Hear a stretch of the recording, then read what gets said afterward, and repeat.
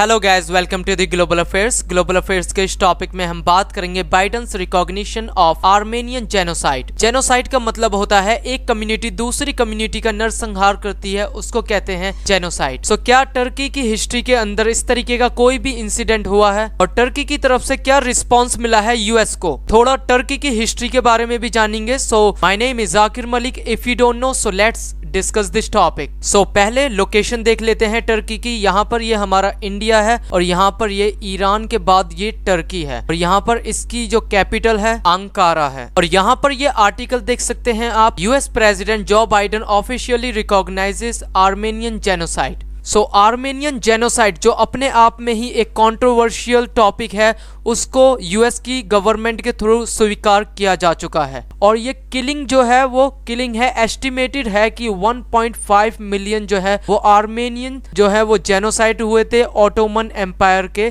साम्राज्य में, जो स्टार्ट हुआ था 1915 के अंदर। पहले हम देख लेते हैं जो आर्मेनिया है उसकी तरफ से क्या रिस्पॉन्स आया है। तो यहाँ पर आप ये प्रेसिडेंट ऑफ आर्मेनिया का ट्वीट देख सकते हैं। इस ट्वीट में बोला है कि ये बहुत ही साहसी कदम है और इंस्पायरिंग एक्ट है यूएस की तरफ से। It's important for the Armenian nation, और उनके लिए जो जस्टिस मांग रहे हैं वर्ल्ड वाइड। और इसके बाद उन्होंने लिखा, it opens new prospects for US Armenian relations. नई संभावनाएं हैं यूएस और आर्मेनियन नेशन के लिए। एंड बाद में ये कहते हैं, it also makes this world a better place. So basically Armenian people taking this decision as a victory. Turkey की तरफ से रिस्पॉन्स आया, ये मिनिस्ट्री का आप ट्वीट देख सकते हैं, वर्ड्स कैन नॉट चेंज और री राइट हिस्ट्री। इन्होंने लिखा है शब्द जो है वो दोबारा हिस्ट्री नहीं लिख सकते। हमारे पास्ट के लिए जो हिस्ट्री है उसके लिए किसी और से सीखने की जरूरत नहीं है, ऐसा इन्होंने लिखा है। We have nothing to learn from anybody on our own past and political opportunism is the greatest betrayal to peace and justice. Basically इनका कहना है पॉलिटिकल अपॉर्चुनिटी को जो है वो देखकर ये स्टेप लिया गया है जो कि टर्की के साथ विश्वासघात है। We entirely reject this statement based solely on populism। ये मानते हैं कि ये केवल जो है आर्मेनियन कम्युनिटी को खुश करने के लिए किया गया है जो यूएस बेस्ड है। इस मूव को इमीडिएटली टर्की द्वारा रिजेक्ट कर दिया गया। हालांकि ऐसा नहीं है कि यूएस जो है वो पहला कंट्री है इसको रिकॉग्नाइज करने वाला। सारी कंट्री ब्लू में आप देख सकते हैं, ये सारी जो है वो रिकॉग्नाइज करती हैं। They call it genocide. और इस जेनोसाइड को हमारा इंडिया भी कंसीडर नहीं करता। थोड़ा हम ऑटोमन एम्पायर की हिस्ट्री के बारे में देख लेते हैं। सो ये बेसिकली 1299 से 1922 तक माना जाता है। And Ottoman Empire was a state that controlled much of south eastern Europe. आप यहाँ पर देख सकते हैं ये वेस्टर्न एशिया, नॉर्थ अफ्रीका यहाँ पर देख सकते हैं, यहाँ कुछ एरिया यहाँ के between the 14th and 19th century. यहाँ पर ये सारा एरिया जो है ना, ये between the 14th and the 19th century में जो है वो ऑटोमन एम्पायर के अधीन था। और ऑटोमन एम्पायर जो अपनी पीक पर था वो था 1683 एडी में, जो इस मैप में आप देख सकते हैं। और 19वीं सेंचुरी के बाद इसका कंट्रोल धीरे धीरे टर्की तक सीमित रह गया। और यहाँ पर आप इस मैप में देख सकते हैं, ये 1910 का एथनिक मैप है और आप इसमें देख सकते हैं कि कौन कौन सी एथनिसिटी के लोग रहते थे। यहाँ पर आप ग्रीन में देखेंगे, ग्रीन कलर जो है वो आर्मेनियंस को रिप्रेजेंट कर रहा है। सो टर्की के जो कुछ टाउन थे, विलेज थे, उसके अंदर जो है वो आर्मेनियंस रहते थे। और आप देख सकते हैं जो मोस्टली रहते थे वो अभी का आर्मेनिया है। यहाँ पर आप ग्रीन कलर में देख सकते हैं। और आपको एक इंटरेस्टिंग बात बताता हूँ, ये जो एरिया देख रहे हैं आप अजरबैजान और ये और आर्मेनिया का, ये जो है 1914 और 15 के बीच में रशिया के साथ युद्ध के अंदर हार गया था। और उस टाइम जो टर्की के मिनिस्टर थे वो थे Enver Pasha, took over command of the Ottoman armies. So एक युद्ध हुआ था रशिया और टर्की के बीच में दिसंबर 1914 से जनवरी 1915 तक।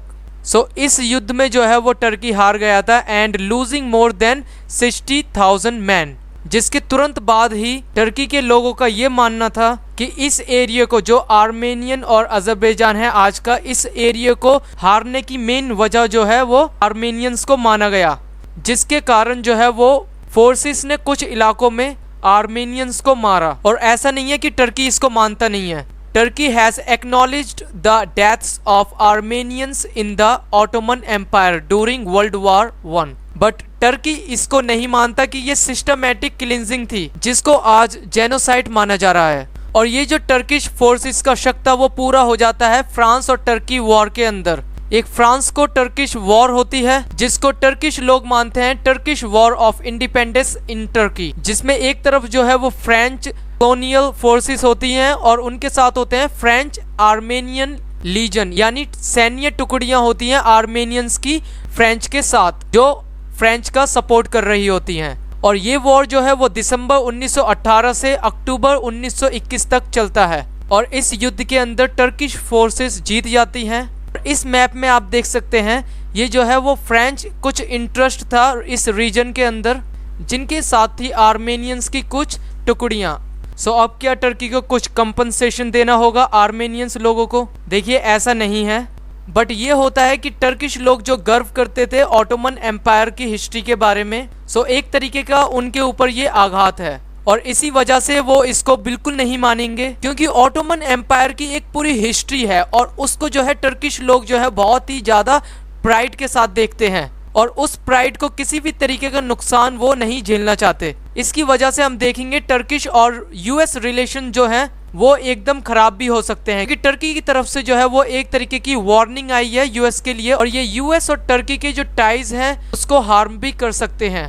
और टर्की की मिनिस्ट्री की तरफ से बोला गया है it an extremely fragile time for international and regional security. So इसको इंटरनेशनल और रीजनल सिक्योरिटी के लिए बहुत ही नाजुक बताया है टर्की ने। और अगर हम देखें यूएस और टर्की के रिलेशन जो है अभी किस तरीके से बिगड़े हैं, जो नंबर ऑफ इश्यूज हैं वो including Ankara's purchase of Russian made S-400 missile system, जो मिसाइल सिस्टम है उसको लेकर भी मतभेद है रशिया का जो परचेज कर रहा है टर्की। हालांकि presidents also agreed to hold a bilateral meeting होने जा रही है, नेटो का एक समिट होने जा रहा है जून में। सो इस समिट में जो है इनकी मीटिंग हो सकती है। आई होप आपको कुछ इन्फॉर्मेटिव लगा होगा। Thank you so much for watching this video. Please like, subscribe and share this channel.